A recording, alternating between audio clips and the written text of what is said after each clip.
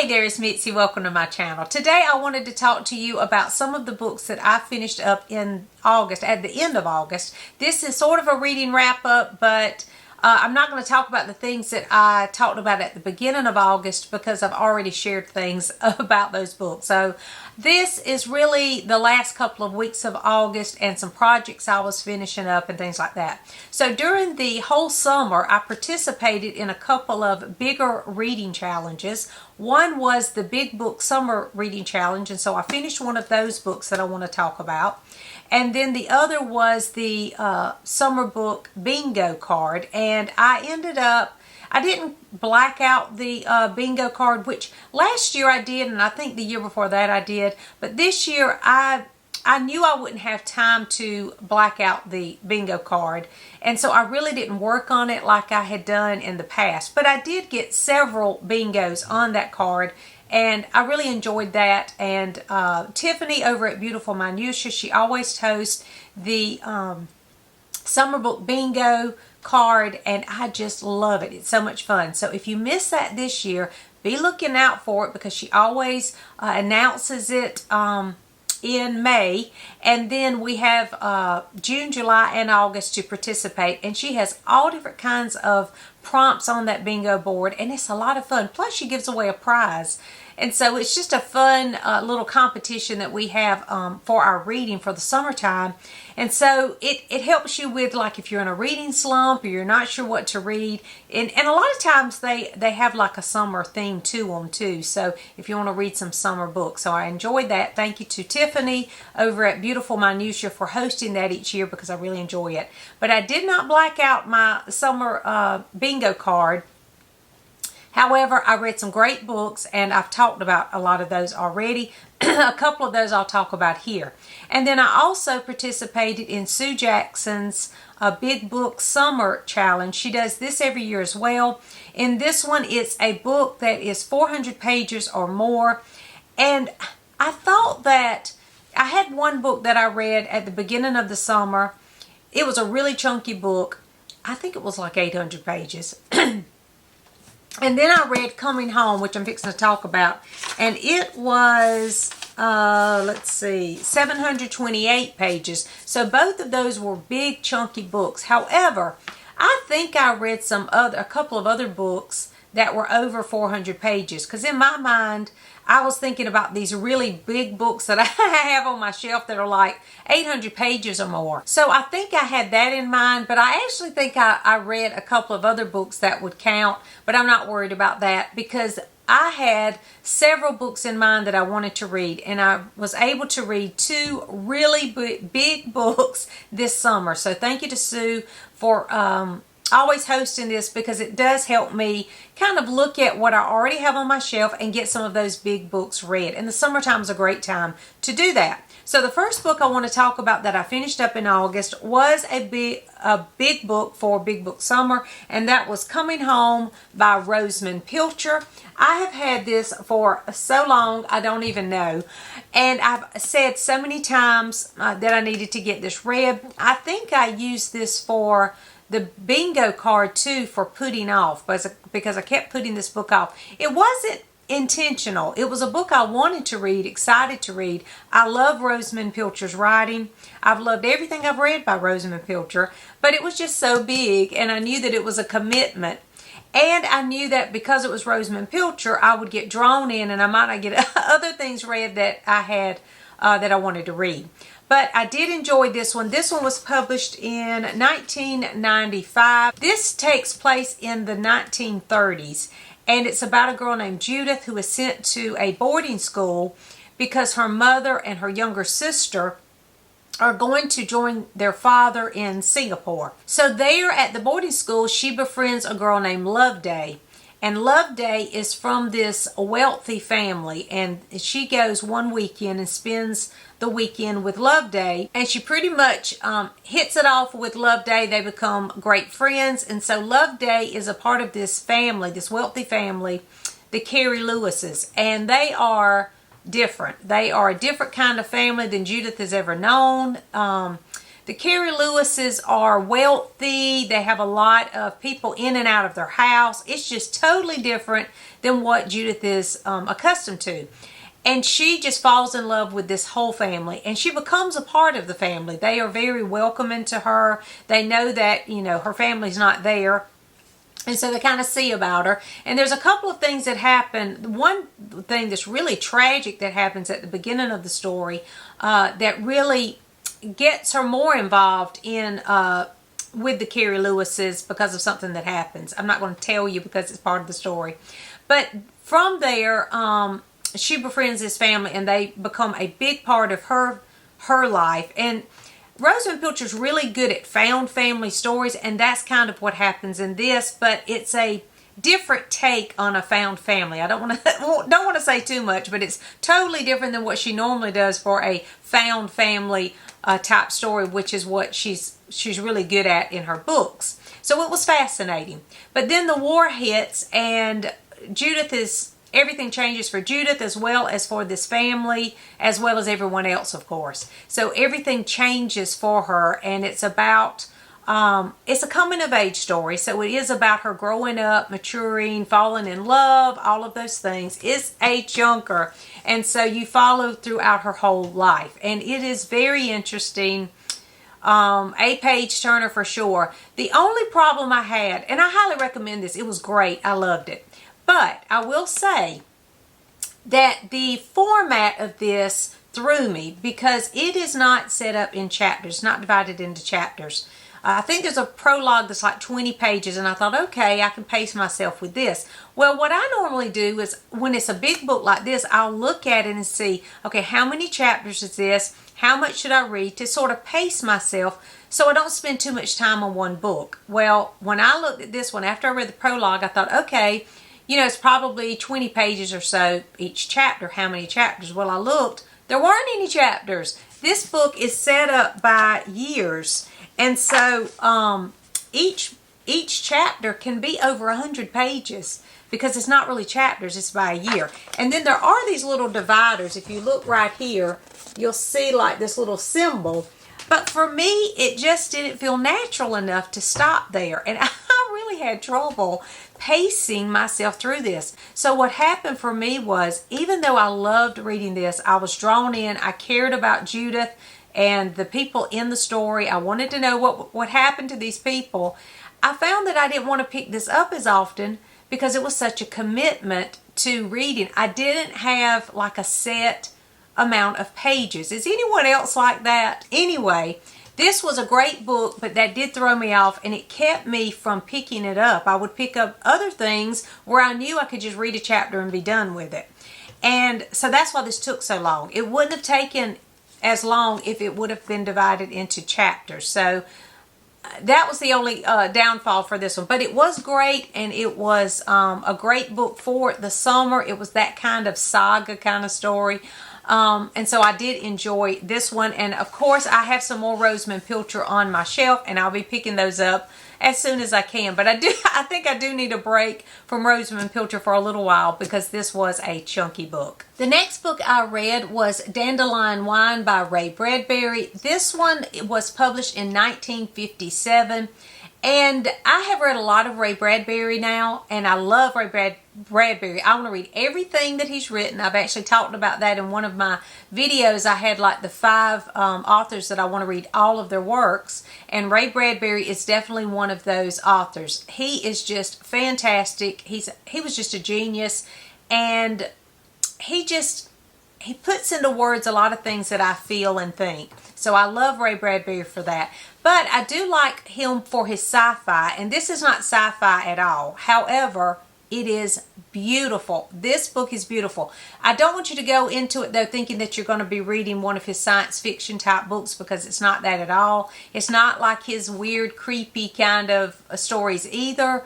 This is about a boy and his summer, and it's just about his time during that summer. It's sort of it is a coming of age type story, and it is set in, I think, 1928, and it's about the summer of 1928 in this small town, and the little boy and the experiences with his family and the people in this area. And it was just beautiful. Like I said, it's just a beautiful story. And I highly recommend this for summer because it captures summer so well. It really just, some of the descriptions were just beautiful, and it really is a great summer read. So if you have not read Dandelion Wine, I do recommend this for the summer. So make a note, and next summer, if you haven't read it, pick this one up. But I read this as a buddy read with Art from Bookshelf Odyssey. And we have been reading through Ray Bradbury together, and this book, he's read all the Ray Bradburys, I think, pretty much. So he'd already read this, but I will say that he felt the same about this too. He loved it, and I think that he loved it even more now as an adult than when he read it years ago when he was younger. He probably was middle grade or something when he read it the first time, and he loved it too. We had a great conversation. This book is so beautifully written and thought-provoking that it makes for a great book, like a buddy read book discussion type book if you're in a book club or something like that. But I do think that you're going to get something different from this if you read it as an adult as opposed to reading it as a child. I mean, you can read it as a child. A middle grader could certainly read this and get a lot out of it and enjoy it. But there's a lot of, the topics are like aging and the passage of time and memories and death. There's a lot about death in this book.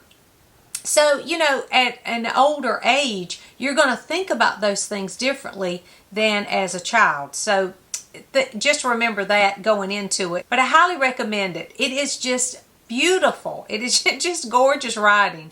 And it captures just the essence of a childhood summer and growing up and all the things that you deal with, not only as a child but as an adult as well. It's set up just like all of his other books where it's like it's short stories tied together. So every chapter is like another short story. It's very like episodes as you're reading it. And I love that about Ray Bradbury.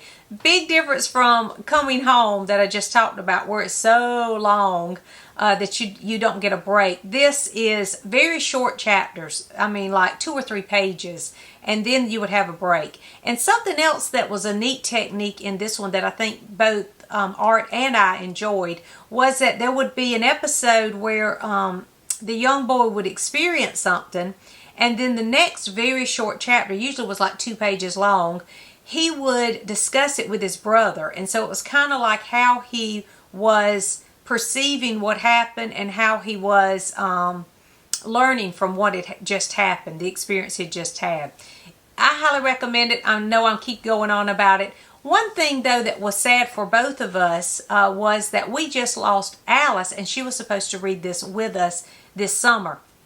And so that was tough for us to read it without her. So, of course, she was on our mind the whole time. We discussed her throughout the book, and we thought about, you know, trying to imagine what she would think of this book. And I think Art would agree with me that she would have loved it. This is a book that would have been a favorite for Alice. I'm pretty sure that she would have loved this one too because of the beautiful writing that she loved.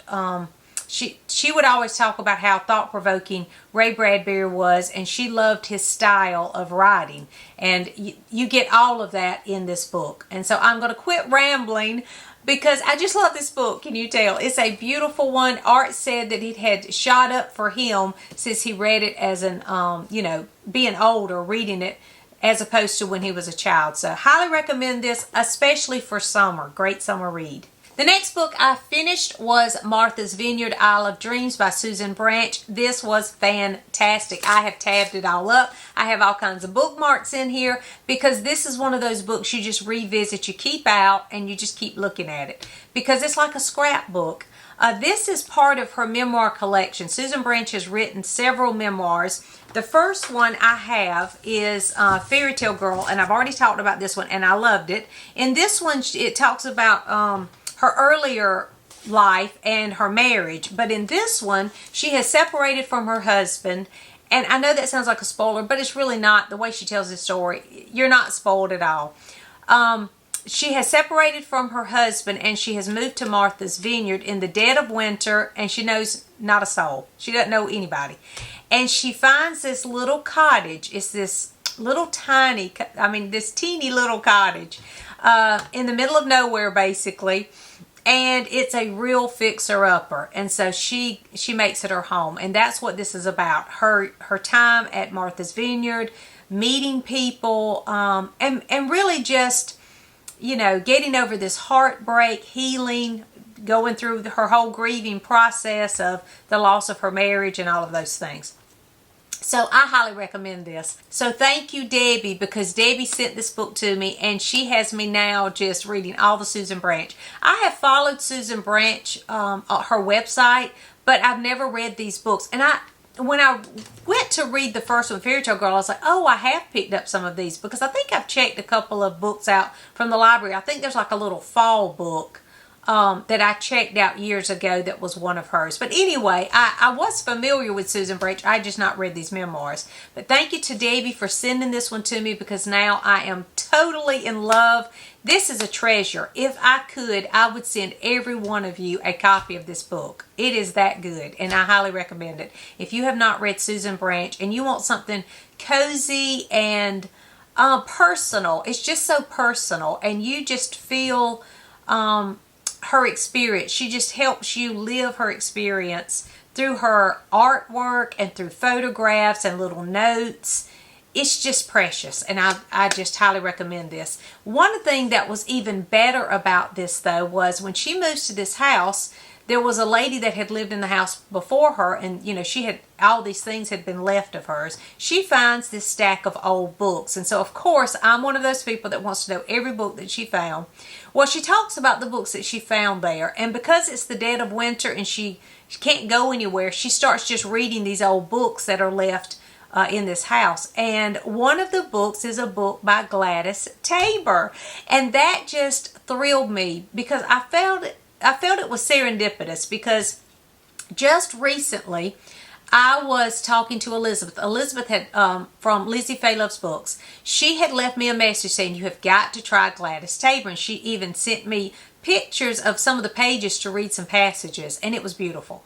And she talked about how Sonia, at Sonia with an I, she had talked about it on her channel, and that's who introduced her to it. So Sonia and Elizabeth have been reading some Gladys Tabor just recently. Over the past month or so, they've been reading it. And then when I heard about it in here, I was like, oh my goodness, this is meant to be. I have got to get a hold of some Gladys Tabor. So I did order some, and I think I've talked about them in another book haul. I haven't read any yet because I was trying to finish some other things up, but I look forward to picking up Gladys Tabor, because Susan Branch, she quotes her several times after that in this book, and she talks about how she just fell in love with Gladys Tabor and how comforting her words were. So I can't wait to try Gladys Tabor now. And I just thought it was funny that I was reading through this book and they were talking to me about Gladys Tabor over here in another conversation. So anyway, I highly recommend Martha's Vineyard. Again, thank you to Debbie for sending me this treasure of a book. It's great. And then I read A Little Princess by Frances Hodgson Burnett. This was published in 1905. This particular edition was the one I wanted to read from, though, because it's illustrated by Tasha Tudor. She did a fabulous job with the illustrations, and she was the perfect illustrator for this storyline. If you know Tasha Tudor, you would understand that, because it just fit her style so well. I loved this. This was good, and this was your vote for my classic read for the end of summer. I had asked you a few weeks ago to choose my final classic for the summer, and this by far won out of the votes, and I really enjoyed this. This is a simple little, it really is if you think of a lot of those early children's classics from the early 1900s, it reads just like that. I love those type books, so this was a great read for me. It's about a little girl who is sent to a boarding school, and her dad is known as a wealthy man, but he's gone to, make more money, I guess. And while she's there, the lady that is over the boarding school thinks that she's going to get a lot of money when the father comes back. But things change, and there is a difference at the boarding school in how the little girl is treated. At the beginning, she's treated like a princess, but by the end, she's treated just horribly. And so that's what this is about, and her experience there.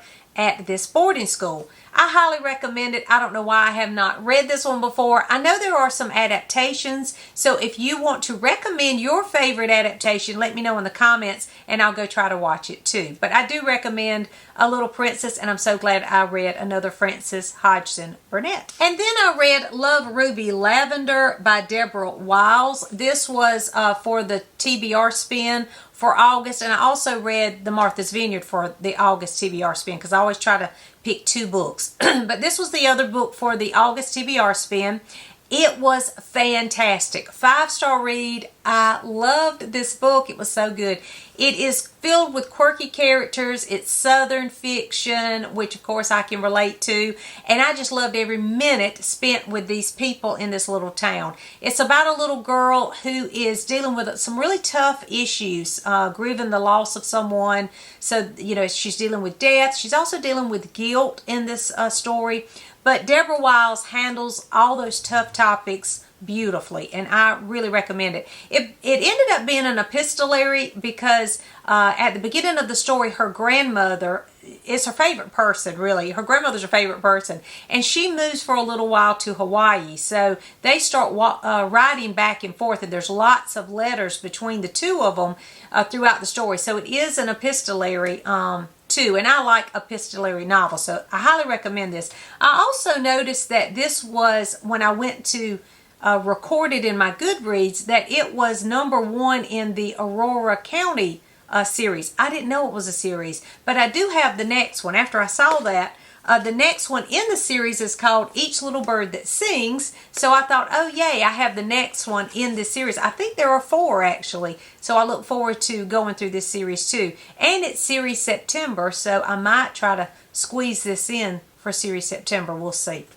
But anyway, I highly recommend Love, Ruby, Lavender if you like quirky, heartwarming stories, small town kind of feel. This was a great middle grade book, and I highly recommend that. So let me know if you've read any of these, and let me know in the comments what you're reading right now. Thanks for watching, and I'll see you soon.